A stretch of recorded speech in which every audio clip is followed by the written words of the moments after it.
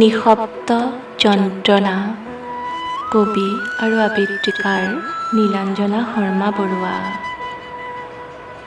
অন্তৰৰ নিৰ্ভীত কোণৰ পৰা দুৰন্ত গতিত বৈ আছে মোৰ ভাল পোৱাৰ বিষাদৰ দুৰন্ত নদীখন।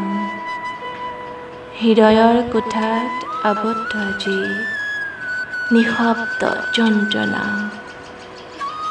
হৃদয়ে আজি বাৰুকৈ অনুভৱ কৰে ব্যৰ্থ জীৱনৰ কৰুণ বেদনা।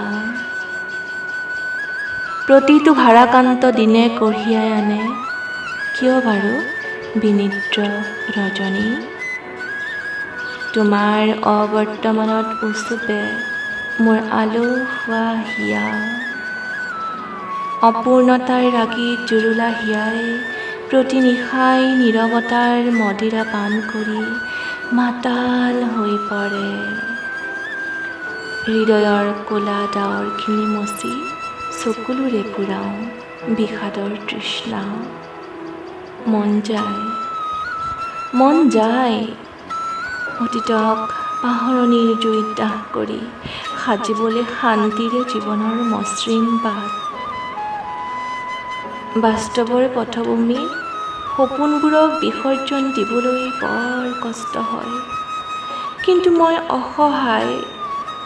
আজি মই অভ্যস্ত চকুলো আৰু বিৰাগেৰে।